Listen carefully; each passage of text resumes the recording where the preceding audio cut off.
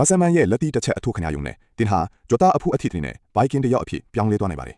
တခါကကောင်းလေးတယောက်ဟာအတန်းဖော်ရီရဲ့အနိုင်ချင်းကိုခံနေရစင်မှာမဆန်မန်လမ်းလျှောက်လာခဲ့ပါတယ်အနိုင်ချင်းတဲ့သူတွေကသူ့ကိုပါဝိုင်းရိုက်ကြမယ်လို့ထင်မှတ်ထားပြီးမိမဆန်မန်ကအနိုင်ချင်းခံနေရတဲ့ကောင်းလေးကိုမဲ့ထိုးချလိုက်ပါတယ်ချက်ချင်းဆိုသလိုပဲထိုးကောင်းလေးဟာလက်မောင်းတွေကအစားခေါင်းအစုံကြွတာတွေအပြိုင်ကွိုင်းထွက်လာပြီးဗလာတောင်းတင်းသွားပါတော့တယ်ကောင်းလေးကမဆန်မန်ကိုကျေးဇူးတင်စကားပြောပြီးသူ့ကိုအနိုင်ချင်းခဲ့သူတွေကိုပြန်လဲလက်စားချေခဲ့ပါတယ်ထို့နောက်မဆန်မန်ဟာသူ့ရဲ့လေ့ကျင့်ခန်းသုံးစပိန်ကိုစီးပြီးကမအဝါဆုံးလူသားပြိုင်ပွဲကျင်းပနေတဲ့မြို့ထဲကိုထွက်လာခဲ့ပါတယ်စီကန်းချက်ကတော့ရုပ်ရှင်ပါတယ်လက်ထဲမှာရှိတဲ့မုံတွေကိုကုံအောင်စားနိုင်ရင်စန့်စင်ချိုးနိုင်မှာပါဒါကိုမြင်သွားတဲ့မဆန်မန်ကရှေ့ကိုအပြေးသွားပြီးထိုဝတ်တုပ်ကြီးကိုလက်သီးနဲ့အချက်ပေါင်းများစွာထိုးနှံလိုက်ပါတယ်ဆဲဆုနဲ့ပေါင်းများစွာအတွင်းသူစားထားသမျှအစားအစာတွေအလုံးဟာအောက်ကပရိသတ်တွေစီကိုစိတ်ထွက်သွားပါတော့တယ်နောက်ဆုံးမှာတော့စုတစိတ်ဟာပရိသတ်တွေစီရောက်သွားခဲ့ပြီးမဆန်မန်ရဲ့လက်သီးတွေကတော့မရနာသေးပါဘူးဒီလိုနဲ့ပဲကြွသားမိစားကြီးတကောင်ထွက်ပေါ်လာခဲ့ပါတယ်မဆန်မန်ကနောက်ဆုံးလက်သီးတစ်ချက်ကိုထိုးဖို့ပြင်လိုက်ချိန်မှာတော့ထိုမိစားကြီးကမဆန်မန်ရဲ့လက်သီးကိုဖမ်းဆုပ်လိုက်ပါတယ်ဒေါသထွက်သွားတဲ့မိစားကြီးကပြန်လဲထိုးနှံလိုက်ရာမဆန်မန်ဟာမြေကြီးထဲအထိနစ်ဝင်သွားခဲ့ရပါတယ်ကြွသားမိစားကြီးဟာချန်ပီယံဆုကိုသိမ်းပိုက်လူနီနီဖြစ်သွားပြီး